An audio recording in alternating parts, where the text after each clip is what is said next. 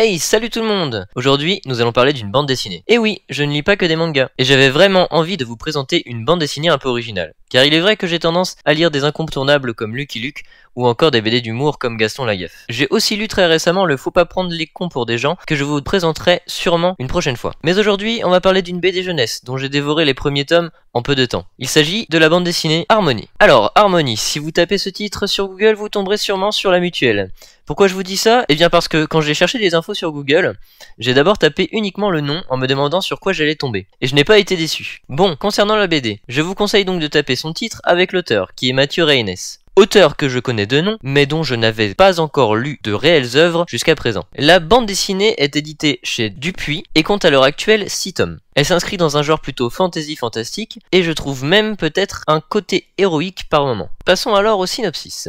Harmonie, une jeune adolescente amnésique, se réveille dans la maison d'un étrange homme. Elle imagine alors le pire, un enlèvement, une séquestration. Au fur et à mesure de sa convalescence, elle se découvre des pouvoirs psychiques étranges. Elle entend aussi des voix dans sa tête. Le vieux monsieur fait preuve de bonté envers la jeune fille, toujours inquiète de son sort. Elle tente alors d'en apprendre plus sur les raisons pour lesquelles elle est ici. Elle interrompt finalement une conversation entre le vieil homme et une petite mamie. Il parle de tout lui révéler, mais Nita, le vieil homme, pense que c'est encore trop tôt. La mamie acquiesce avant de lui dire de lui amener quand elle sera prête. Harmonie, ayant entendu une partie de la conversation, demande alors des réponses à l'homme, et lui raconte que ses pouvoirs se sont déclarés, et qu'elle entend ces fameuses voix dans sa tête. Nita décide alors qu'il est temps de tout lui révéler, et l'emmène en forêt afin de tester l'étendue de ses pouvoirs. Mais ces démonstrations ne s'est pas faites dans la plus grande des discrétions. Des personnes de l'ombre détectent sa présence. La jeune fille retrouve alors la mémoire dans un rituel effectué par la vieille dame. Elle se souvient alors de tout ce qui lui est arrivé, et s'enfuit en courant dans la forêt, seule. Nita se lance à sa poursuite, mais il est déjà trop tard.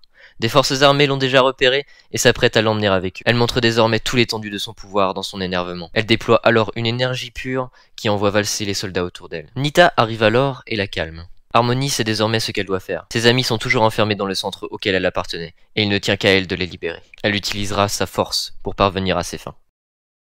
Honnêtement, cette BD, c'est de la bombe. Je sais que je le dis souvent, mais là, c'est d'autant plus vrai. Je passerai rapidement sur le fait que les dessins sont magnifiques, parce que c'est une vérité, et que personne ne pourra me contredire. Et je vais tout de suite donner mon avis personnel. Alors oui, je conçois que c'est une BD jeunesse, et que tout le monde n'est pas spécialement fan des enfants qui ont des pouvoirs, et qui veulent tout faire eux-mêmes parce que les adultes sont idiots, et que eux, ils sont forts. Mais dans notre cas, eh bien les adultes sont plutôt rationnels, et n'hésitent pas à laisser des responsabilités aux gamins, même s'ils sont sur leur dos pour les protéger. Et puis, il y a des adultes qui ont des pouvoirs également. Donc je pense que ça compense ce petit défaut, et qui peut, du coup, convaincre un public de lecteurs de BD habitués à des dessins plus sobres et des histoires plus réalistes, comme on en trouve souvent dans les BD françaises. En tout cas, moi j'ai beaucoup aimé lire cette bande dessinée, qui n'est pas encore finie, rassurez-vous. Elle m'a beaucoup fait penser à une série de romans que je lis, et dont je trouve l'écriture assez simpliste, mais l'histoire plutôt originale. Il s'agit de la série Le Cercle des 17.